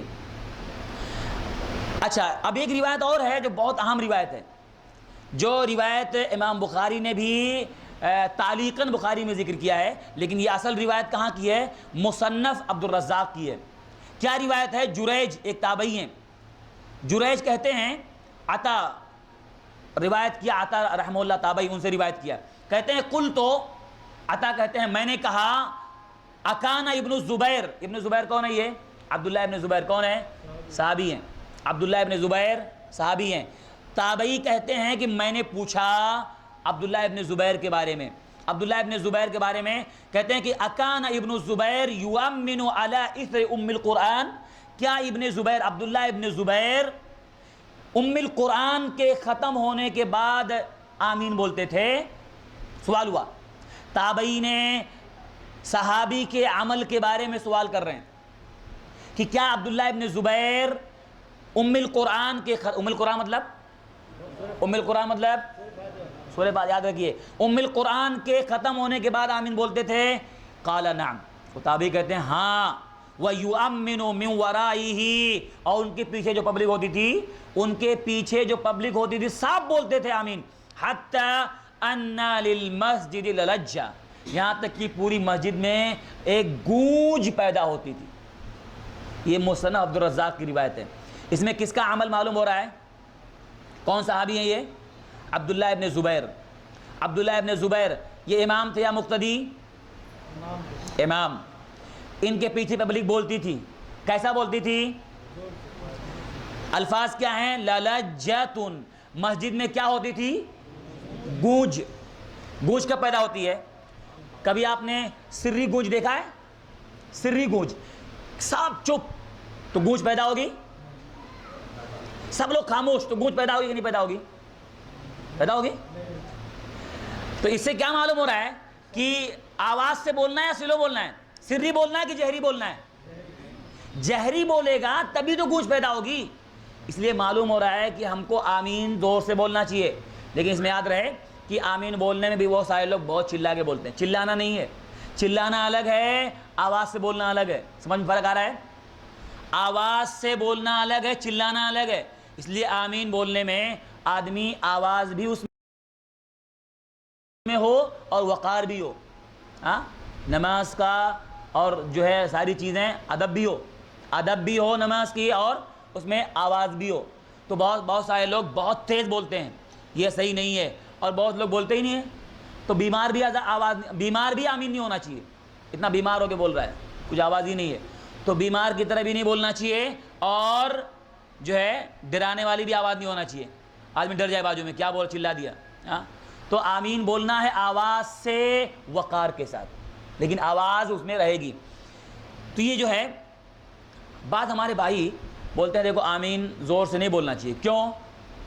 کیونکہ آمین کیا ہے؟ آمین دعا ہے۔ آمین کیا ہے؟ تو آمین دعا ہے، اس لیے دعا کیسا کرتے ہیں؟ آہستہ نا۔ تو آمین دعا ہے، اس لیے دعا کو آہستہ کیا جاتا ہے، اس لیے آواز سے نہیں بولنا چاہیے۔ اب آپ کیا بولیں گے؟ آپ یہ سوال کریں گے کیا ہر دعا آہستہ بولی جاتی ہے؟ کیا جتنی دعائیں آئی ہیں ثابت ہیں کیا ساری دعائیں آہستہ ہیں؟ السلام علیکم کیا ہے؟ السلام علیکم ورحمۃ اللہ کیا ہے؟ آپ دعا دے رہے ہو نا اس کو، اللہ کی سلامتی ہو آپ پر اور رحمت ہو برکت ہو، السلام، تو سری بولتے ہیں کہ جہری بولتے ہیں؟ تو پھر دعا ہے نا، جہری کیوں بول رہے ہیں؟ آپ سوال کر سکتے ہو کہ ہر دعا سری نہیں ہوتی ہے، جو دعا جہری ثابت ہے وہ جہری رہے گی، اور جہاں سری ہو سری، جہاں اختیار آپ کر سکتے ہو، یہاں جہری ثابت ہے۔ آمین دعا ہے، لیکن کیسی دعا؟ یہ آواز والی دعا ہے، آواز سے بولنا ہے۔ ورنہ اگر آپ یہ قاعدہ لگاؤ گے کہ جو دعا ہے وہ سری ہوتی ہے، تو پھر آپ سلام پھیرنے کے اللہم آمین کیوں بولتے ہو بھائی؟ سلام جیسے امام سلام پھیرنے کے فوراً بعد اللہم آمین کیوں بولے بھائی زور سے؟ آپ کا اصول ہے کہ آمین سے دعا ہے، تو پھر ہر جگہ اصول اپناؤ۔ تو آمین دعا ہے ہم بھی مانتے ہیں، لیکن یہ دعا کیسی ہے؟ جہری ہے۔ تو ہر دعا سری نہیں ہوتی ہے، جہاں جہری وہاں جہری، جہاں سری وہاں سری۔ تو اللہ کے نبی ثابت ہے یہ، اس لیے جو ہے بعض لوگ اس طرح، اور آپ دیکھیے جو لوگ بولتے ہیں نا کہ آمین سلو بولنا چاہیے دعا ہے، وہی لوگ بڑے بڑے جب پروگرام ہوتے ہیں اجتماع میں بہت سارے لوگ دعا میں شریک ہونے جاتے ہیں، اور پوری پبلک دعا میں آمین آمین آمین چلا کے بولتی ہے، وہاں سری کیوں نہیں بولتے بھائی؟ تو اپنا قاعدہ دیکھیے، اصول آدمی کا جب اصول ہی ٹکرانے والا ہو تو وہ ہر جگہ فیل ہوتا ہے۔ تو بہرحال یہ کہ آمین بولنا، آج ہم نے دو بات دیکھی، کیا دیکھی؟ سورہ فاتحہ پڑھنا لازم ہے، واجب ہے، اس کے بعد آمین بولنا بھی، کیسا آمین بولنا؟ زور سے۔ اب سورہ فاتحہ کے بعد کیا کرنا ہے؟ کوئی سورہ پڑھنا چاہیے۔ سورہ فاتحہ کے بعد کوئی بھی سورہ پڑھنا یا کچھ بھی قرآن سے پڑھنا، یہ انسان کو آزادی ہے، کچھ بھی پڑھ سکتا ہے کہیں سے، پورے قرآن میں سے سورہ فاتحہ کے بعد اس کو جو بھی یاد ہے کہیں سے بھی کوئی قید نہیں ہے، جہاں سے بھی چاہے وہ پڑھ سکتا ہے۔ کیا دلیل ہے؟ اللہ کے نبی صلی اللہ علیہ وسلم فرماتے ہیں، ابو داؤد کی روایت ہے، مسند احمد کی روایت، کہ اللہ کے نبی نے وہ صحابی جنہوں نے نماز میں غلطی کیا تھا، ایک بار گئے پڑھ کے پھر آئے پھر گئے، آپ نے دو تین بار بھیجا ان کو نماز پڑھنے کے لیے، جب وہ آپ نے ان کو سمجھایا تو آپ نے کیا فرمایا کہ جب تو نماز کے لیے کھڑا ہو چہرہ قبلے کی طرف کر لے، اس کے بعد تکبیر کہ اللہ اکبر بول، ثم اقرأ بأم القرآن، پھر تو کیا پڑھ؟ ام القرآن، سورہ فاتحہ پڑھ. وَبِمَا شَاءَ اللَّهُ أَن تَقْرَأَ، اس کے بعد اللہ جو تجھ کو توفیق دے، جو چاہے اللہ جو تجھ کو توفیق دے وہ پڑھ. یعنی آپ نے یہاں دو بات بتائی، سورہ فاتحہ پڑھنا ہی ہے، اس کے بعد اللہ تجھ کو جو توفیق دے، جو تجھ کو چاہے پڑھ سکتا ہے تو. اس حدیث میں دلیل ہے کہ ایک آدمی سورہ فاتحہ کے بعد پورے قرآن میں سے جہاں چاہے پڑھ سکتا ہے، اس کو اگر ایک آیت یاد ہو پڑھ سکتا ہے. سمجھ میں آیا؟ تو یہاں پر ایک بات معلوم ہوئی. تو اس سے کیا معلوم ہوا کہ سورہ فاتحہ کے بعد آدمی کوئی اور قرآن میں سے جہاں چاہے پڑھ سکتا ہے. کیا امام کے پیچھے سورہ فاتحہ کے بعد پڑھنا چاہیے کہ نہیں پڑھنا چاہیے؟ ہم نے پہلے کیا دیکھا ابھی؟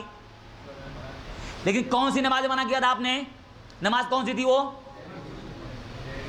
فجر کی نماز کیسی ہوتی ہے؟ آواز سے کسی لو؟ آواز سے. تو جہری نماز میں آپ نے منع کیا. مطلب یہ ہے کہ جہری نماز اگر امام کر رہا ہے، قرات کر رہا ہے، تو اس میں سورہ فاتحہ کے علاوہ کچھ نہیں پڑھنا ہے. لیکن اگر نماز سری ہے، نماز اگر سری ہے تو سورہ فاتحہ تو پڑھنا ہی پڑھنا ہے. سورہ فاتحہ کے علاوہ پڑھ سکتے ہیں کہ نہیں؟ سری نماز کون کون سی ہوتی ہے؟ مغرب بھی ہے. دن کی جو نماز ہے وہ کون سی ہے؟ سری ہے. رات کی نماز سب کیا ہے؟ جہری ہے. یاد رکھیے، دن کی ساری نماز کیا ہے؟ سری ہے، اور رات کی نماز سب جہری ہے. تو اگر امام سری قرات کر رہا ہے، سری نماز ظہر اور عصر ہے، اس میں سورہ فاتحہ کے بعد مقتدی پڑھ سکتا ہے کہ نہیں؟ پڑھ سکتا ہے. کیا دلیل ہے؟ یہ ابن ماجہ کی روایت ہے. ابن ماجہ کی حدیث ہے، جابر ابن عبداللہ. راوی کون ہے؟ جابر ابن عبداللہ. یہ راوی ہیں، صحابی ہیں.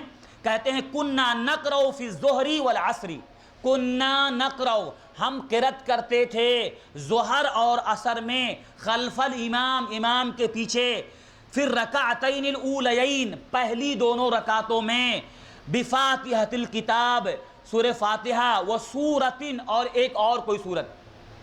کیا کہہ رہے ہیں؟ ہم لوگ امام کے پیچھے ظہر عصر میں پہلی دونوں رکعت میں سورہ فاتحہ اور ایک کوئی اور بھی سورہ پڑھتے تھے. وفی الاخرین، اور بعد کی دونوں رکعتوں میں بفاتحۃ الکتاب، صرف سورہ فاتحہ پڑھتے تھے. یہ روایت کہاں کی ہے؟ ابن ماجہ کی. راوی کون ہے؟ جابر ابن عبداللہ. کیا معلوم ہوا کہ سری نماز میں، سری نماز جو ظہر عصر ہے، اس میں پہلی دونوں رکعت میں سورہ فاتحہ کے بعد کوئی اور سورت یا کوئی اور قرآن میں سے چیز مقتدی پڑھ سکتے ہیں. پڑھ سکتے ہیں نا؟ معلوم ہوا؟ یہ ہم کو معلوم، یاد رکھیے. اللہ کے نبی صلی اللہ علیہ وسلم کا عمل بھی ہم کو ملتا ہے. یہ کہاں کی روایت ہے؟ بخاری مسلم کی روایت ہے. اللہ کے نبی کا خود عمل ہے. کیا ہے؟ قتادہ تابعی ہیں، کہتے ہیں کہ ان النبی صلی اللہ علیہ وسلم، اللہ کے نبی صلی اللہ علیہ وسلم، کان یقرأ، آپ قرات کرتے تھے، پھر رکعتین الاولیین، پہلی دونوں رکعتوں میں، من الظہر والعصر، ظہر عصر کی پہلی دونوں رکعتوں میں آپ قرات کرتے تھے. کیا پڑھتے تھے؟ بفاتحۃ الکتاب وسورۃ، سورہ فاتحہ اور ایک اور سورت کوئی بھی. وَيُسْمِعْنَا الْآيَ أَحْيَانًا، کبھی کبھی ہم لوگ کوئی آیت سن بھی لیتے تھے. کبھی کبھی آدمی پڑھتا ہے، کوئی آیت تیز پڑھ دیا، جیسے آدمی پڑھتا ہے الحمدللہ رب العالمین مالک، کوئی آواز تیز پڑھ دیا، تو کبھی کبھی آپ کی کوئی آیت ہم سن لیتے تھے پیچھے، ہاں آپ یہ پڑھ رہے ہیں. تو کہہ رہے ہیں کہ آپ پہلی دو رکعت، ظہر عصر کی پہلی دونوں رکعتوں میں سورہ فاتحہ کوئی اور سورت پڑھتے تھے، اور بعد کی دو رکعتوں میں کیا پڑھنا ہے؟ سورہ فاتحہ. اب یہ دو روایت ہوئی. ایک میں تو اللہ کے نبی کا عمل ملا ہم کو کہ ظہر اور عصر سری نماز ہے، اس میں سورہ فاتحہ کے بعد کوئی اور بھی قرآن میں سے پڑھ سکتے ہیں. اور یہاں ابن ماجہ کی روایت میں صحابی کا عمل ملا کہ صحابی کہتے ہیں کہ ہم لوگ پڑھتے تھے امام کے پیچھے ظہر عصر میں پہلی دو رکعت میں سورہ فاتحہ کے علاوہ کچھ اور بھی. تو اب ایک نبی کا عمل بھی اور صحابہ کا بھی عمل کہ سری نماز میں پڑھنا چاہیے پہلی دو رکعتوں میں سورہ فاتحہ کے بعد کوئی اور چیز پڑھ سکتے ہیں نا؟ ہاں، ابھی یہ آخری مسئلہ ہے کہ سورہ فاتحہ تو پڑھ سکتے ہیں، لیکن سورہ فاتحہ کے علاوہ کوئی اور سورت ملا سکتے ہیں. اگر کوئی آدمی سورہ فاتحہ کے علاوہ کچھ بھی نہیں پڑھا تو یاد رکھیے سورہ فاتحہ کے علاوہ مقتدی کے لیے یا کسی کے لیے بھی سورہ فاتحہ کے علاوہ کچھ اور پڑھنا یہ لازم نہیں ہے، واجب نہیں ہے، سنت ہے، پڑھنا چاہیے. نہیں کوئی پڑھا، اگر صرف سورہ فاتحہ پڑھ کے کھڑا ہے تب بھی اس کی نماز کیا ہو جائے گی؟ ہو جائے گی۔ سورہ فاتحہ پڑھنا سورہ فاتحہ کے علاوہ سورت پڑھنا سنت ہے، ہم کو ملا 2 روایت، ابن ماجہ کی حدیث اور اللہ کے نبی کا عمل بخاری مسلم کی، کہ سورہ فاتحہ کے علاوہ بھی آپ پڑھتے تھے۔ کس میں؟ کون سی نماز میں؟ سری نماز میں، ظہر و عصر کی 2 رکعتوں میں، پہلی 2 رکعتوں۔ لیکن اگر کوئی آدمی نہیں پڑھتا ہے سورہ فاتحہ کے علاوہ کوئی اور چیز ملانا واجب نہیں ہے۔ کیا روایت ہے؟ بخاری اور مسلم کی روایت ہے، اور یہ حضرت ابو ہریرہ فرماتے ہیں، حضرت ابو ہریرہ فرماتے ہیں فی کل صلاۃ یقرأ، ہر نماز میں قرأت کی جائے گی، پڑھا جائے گا۔ فما اسمعنا، تو جو اللہ کے نبی نے ہم کو سنایا، اسمعناکم، وہ تم کو ہم سنا رہے ہیں، جو نبی نے ہم کو سنایا پڑھنا ہم تم کو سنا رہے ہیں۔ وما اخفا، اور جو نبی نے چھپایا ہم تم کو چھپا رہے ہیں۔ مطلب نبی نے جس نماز میں ہم کو سنا کے پڑھا، قرأت کرتے تھے، تیز آواز سے پڑھا، وہ ہم تیز سے سنا رہے ہیں، اور جو نبی نے سلو پڑھا ہم تم کو بھی سلو پڑھ کے سنا رہے ہیں۔ اس کے بعد کہہ رہے ہیں ان لم تزد علی ام القرآن، اگر تو سورہ فاتحہ کے علاوہ کچھ نہ پڑھ، زیادہ نہ کر، اگر تو اجزاتا، تیرے لیے کافی ہے، تیرے لیے کافی ہے۔ وَإِن زِدْتَ فَهُوَ خیر، اور اگر سورہ فاتحہ کے بعد بھی پڑھ لیتا ہے تو خیر، اچھا ہے۔ یہ روایت کہاں کی ہے؟ بخاری مسلم کی ہے۔ کس کی روایت ہے؟ حضرت ابو ہریرہ کی۔ کیا فرماتے ہیں؟ اگر سورہ فاتحہ کے علاوہ تو کچھ پڑھتا ہے تو بہتر ہے، نہیں پڑھا تو اجزاتا کافی ہے۔ تو کیا مسئلہ معلوم ہوا کہ سورہ فاتحہ کے علاوہ سورہ پڑھنا چاہیے مقتدی کے لیے بھی، لیکن کون سی نماز میں؟ سری نماز میں۔ یہ سری کی بات چلے، جہری میں تو پڑھنا ہی نہیں، جہری میں صرف سورہ فاتحہ پڑھے کھڑا رہنا ہے۔ سری نماز میں پہلی 2 رکعتوں میں سورہ فاتحہ کے علاوہ کوئی اور سورہ یا کچھ اور پڑھ سکتا ہے مقتدی، لیکن اگر نہیں پڑھا تو روایت کہاں کی ہے؟ بخاری مسلم کی۔ حضرت ابو ہریرہ فرماتے ہیں کہ کافی ہے تیرے لیے، ہاں جائے، اگر نہیں پڑھتا ہے تو، اگر پڑھ لیا تو بہتر ہے۔ سب میں کوئی بھی فرض ہو چاہے نفل ہو پڑھ سکتا ہے، نہیں پڑھ سکتا ہے۔ جی اتنا ہم دیکھیں انشاءاللہ آگے۔ اور ایک بات میں گزارش کروں گا کہ یہ تعداد روزانہ دیکھ کر کے مجھے حیرت ہوتی ہے آپ لوگوں پر، کیا آپ لوگ جو ہے لوگوں کے بیچ میں دعوت کا کام نہیں کرتے ہیں؟ دیکھیے دعوت کا کام کرنا بہت ضروری ہے۔ دعوت کا مطلب یہ نہیں کہ جو پڑھا لکھا ہو وہی دعوت کا مطلب ہوتا ہے آپ کسی کو آپ نے بول دیا کہ یہاں پر ہر سنڈے کو پروگرام ہوتا، آپ آئیے، اتنا آپ نے کہا، آپ کے بولنے سے اگر وہ آیا، اس کا پورا آنا بیٹھنا جتنا ثواب اس کو ملا آپ کو ملا۔ اس سے بڑا ذریعہ ثواب بڑھانے کا اور کوئی نہیں ہے۔ اس لیے ضروری ہے سارے بھائیوں سے، آپ کے کانٹیکٹ میں جتنے بھی لوگ ہوں، کم سے کم آپ دعوت تو دو، آپ بولو تو، میسج تو بھیجو، ان کو بتاؤ تو اللہ کا دین ہے، اس کو پھیلانا چاہیے اور لوگوں کو دعوت دینا چاہیے۔ اس لیے سب سے گزارش ہے ہر آدمی کم سے کم 2-3 لوگوں کو ہر ہفتہ دعوت دے، بتائے اس کو فون کرے۔ اللہ تعالی ہم سب کو توفیق دے۔ سبحانک اللہم و بحمدک، اشہد ان لا الہ الا انت، استغفرک و اتوب الیک۔